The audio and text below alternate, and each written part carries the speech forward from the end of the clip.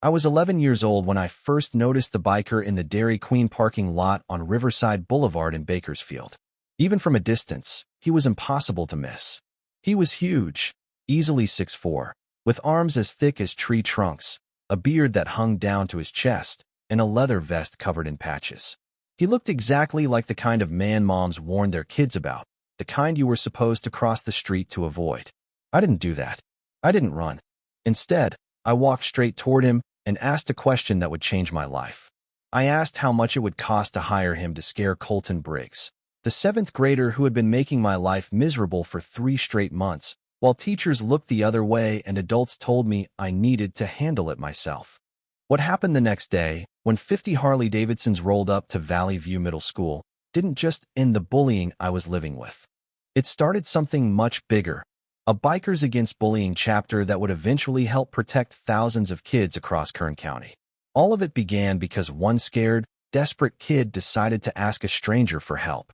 That afternoon, the Dairy Queen lot was almost empty when I noticed the motorcycle.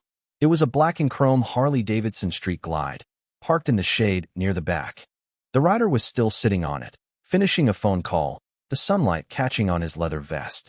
I'd been walking home from school the long way, the route that added 15 minutes but kept me off Maplewood Street, where Colton and his friends liked to wait. Cutting through the Dairy Queen lot was supposed to be a shortcut. Instead, I stopped and stared at the biker like I was looking at a superhero. Up close, he was even bigger than I thought. Massive tattooed arms, a shaved head, a beard that brushed his chest. The back of his vest had a skull with wings, and the front was covered in smaller patches I couldn't read from where I stood. He looked exactly like the kind of man my mom would have told me to stay away from. He also looked like the kind of man who could make Colton Briggs disappear. I made a decision right there. It was probably a bad one. Definitely the kind of thing that would have gotten me grounded if my mom found out. But after 3 months of being shoved, mocked, and threatened, and after nothing else worked, not teachers, not my mom, not trying to ignore it, I felt like I was out of options. So I walked toward the bike.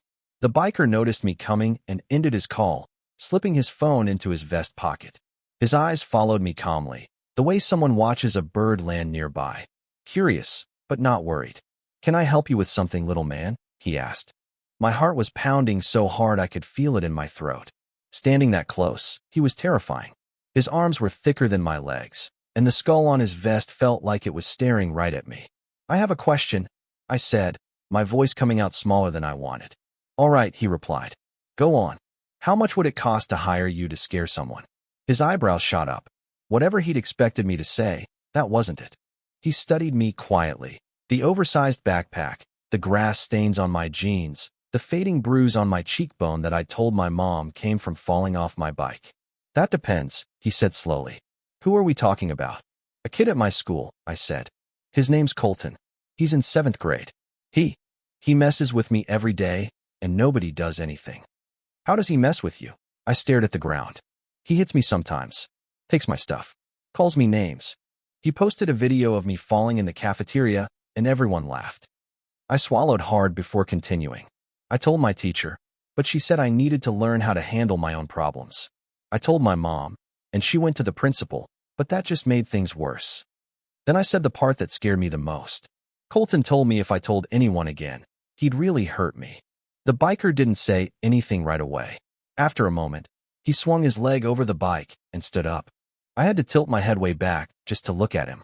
"What's your name, kid?" "Ezra," I said. "Ezra Holloway." He nodded. "I'm Vincent. Most people call me Bear." He held out his hand. It was the size of a dinner plate, and when I shook it, my whole hand disappeared inside his grip.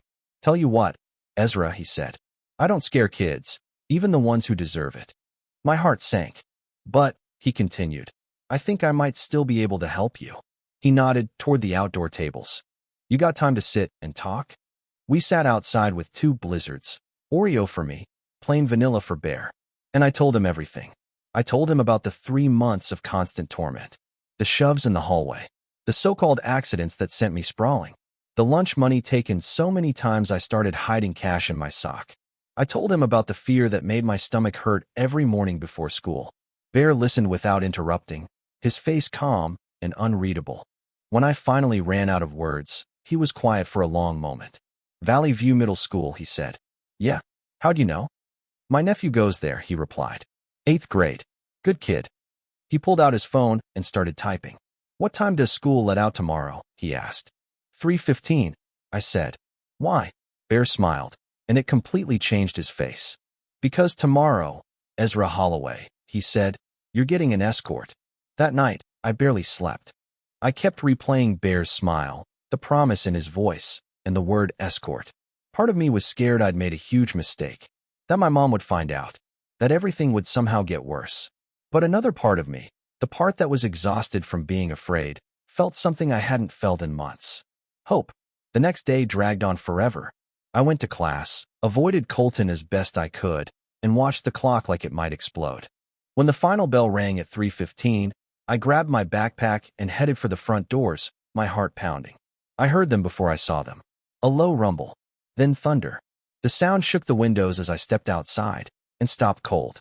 The entire front circle of Valley View Middle School was filled with motorcycles. It wasn't just a handful of bikes. There were dozens of them, 50, maybe more. Harley-Davidsons were lined up in shining rows, chrome flashing in the California sun, engines rumbling low and deep, like something powerful waking up. Standing beside them were the biggest, most intimidating men and women I'd ever seen, all wearing leather vests covered in patches. Bear was right out front, leaning against his street glide with his arms crossed over his massive chest. When he spotted me coming through the doors, his face broke into a grin, and he lifted a hand to wave. Behind me, students started pouring out of the building, and then stopped cold. I heard gasps, whispers, phones coming out as people started recording. And then I heard a voice I knew way too well. What the hell is this? Colton Briggs was standing about 20 feet away with his usual group. His face had gone pale, and his eyes kept jumping from the long rows of motorcycles to the leather-clad riders standing beside them. Bear pushed himself off his bike and started walking toward me, his boots hitting the asphalt with slow, steady confidence. The crowd parted in front of him like water, nobody wanting to be anywhere near his path. He stopped in front of me and rested one huge hand on my shoulder. Ready to go home, buddy? He asked. I nodded. My voice wasn't working at the moment. Bear turned toward the crowd, and when he spoke, his voice carried easily through the silence. Hey, everyone. I'm Bear. These are my friends, he said. We're the Rolling Thunder MC, and we're here to give our friend Ezra a ride home. He paused, letting that sink in, then scanned the crowd until his eyes settled on Colton. And we're also here to make sure everybody understands something, he continued calmly. Ezra's got people looking out for him now. A lot of people. He didn't raise his voice. He didn't threaten anyone. He didn't need to. The message was right there in the 50 motorcycles, the leather vests, and the sheer presence of the Rolling Thunder MC. Anybody got a problem with that? No one said a word. The silence was total. Bear nodded once, satisfied. Good. Let's roll.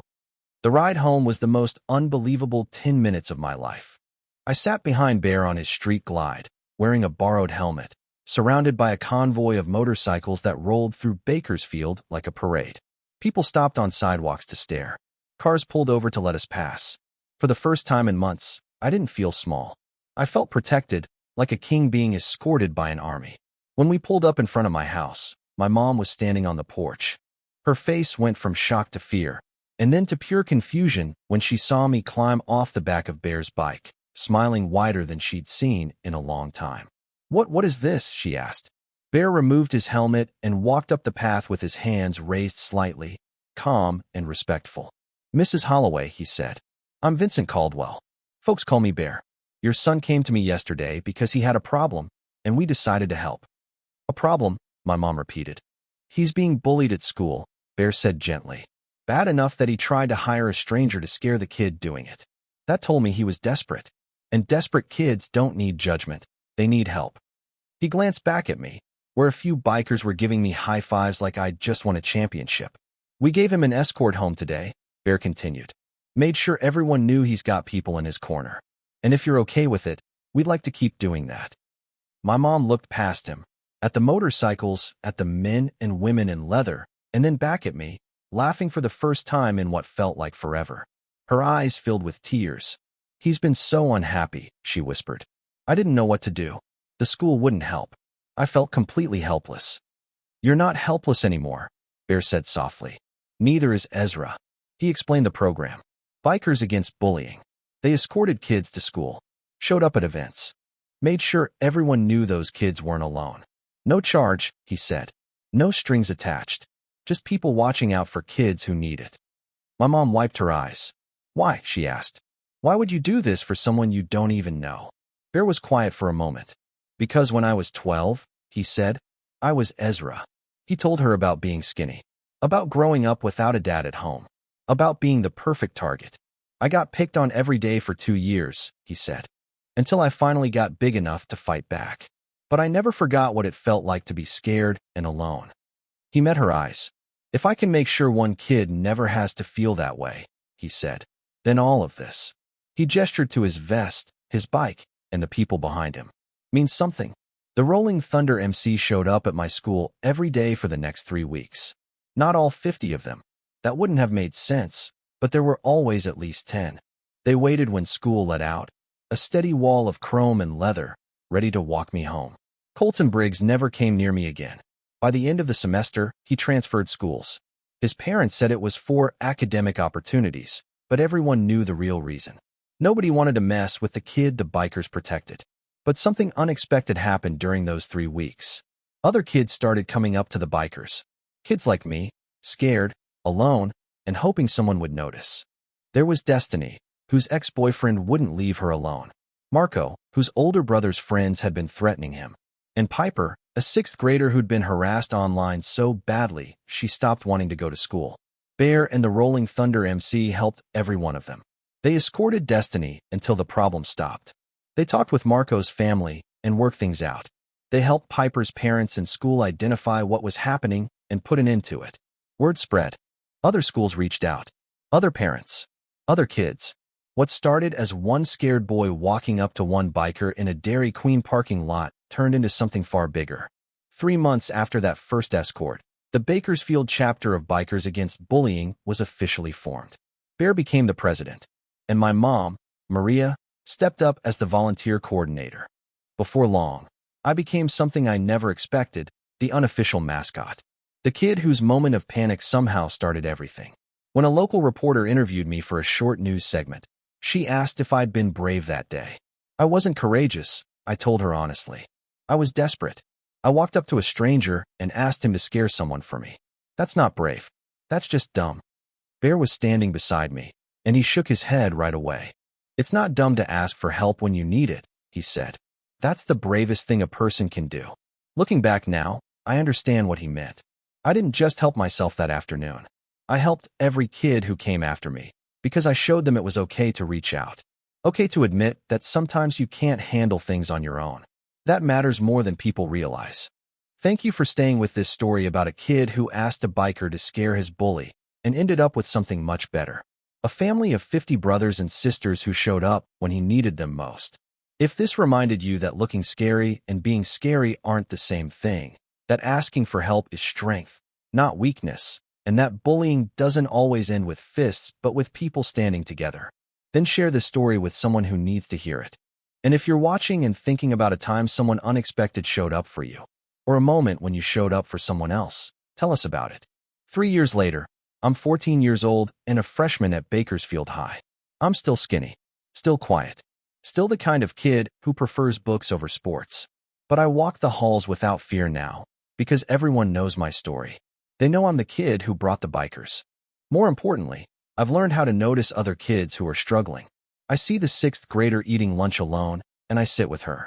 I notice the freshman who flinches when older kids walk by, and I tell him about the Bikers Against Bullying program.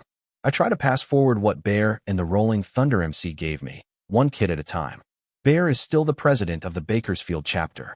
The program has grown to 12 schools across Kern County, with more than 200 volunteer bikers. They've escorted thousands of kids. They've stepped in during hundreds of bullying situations. And they've changed how our community thinks about protecting children. Every year, on the anniversary of that first escort, the Rolling Thunder MC does a ride through Bakersfield. At least 50 motorcycles, sometimes more than 100. They start at the Dairy Queen on Riverside Boulevard and finish at Valley View Middle School, where they host a community barbecue with games, music, and information about the program. I ride with them now. Not on my own bike. I'm still too young for that. But on the back of Bear's street glide, right where I sat on that first incredible ride home. I wear a junior vest with a special patch that says, where it started. During last year's ride, I leaned forward and asked Bear something I still think about sometimes. What if I hadn't walked up to you that day? I said, what if I'd been too scared? Bear glanced back at me, his eyes crinkling with a smile. Then someone else would have, he said. Maybe not that exact moment, but eventually. He paused. Kids like you, brave kids, desperate kids, kids who need help. They find their way to people who can give it. Life has a way of making those connections. You really believe that? I asked. I have to, he said. Otherwise, why would any of this matter? He revved the engine as we turned onto the street where my old middle school stood. But I'm glad it was you, Ezra, he added. I'm glad you were the one brave enough to ask, because you didn't just change your life that day. You changed mine too. The Rolling Thunder MC has a saying now. It's printed on their shirts, their stickers, and the banner hanging in their clubhouse. One kid asked. 50 showed up. Everything changed. It all started in a Dairy Queen parking lot, with a scared 11-year-old and a stranger on a Harley. It became a movement because sometimes, when you ask how much it would cost to scare someone, the answer isn't a price. It's a promise. We've got you. We'll show up. You're not alone anymore. That's what the Rolling Thunder MC gave me. And that's what they give every kid who's brave enough to ask for help.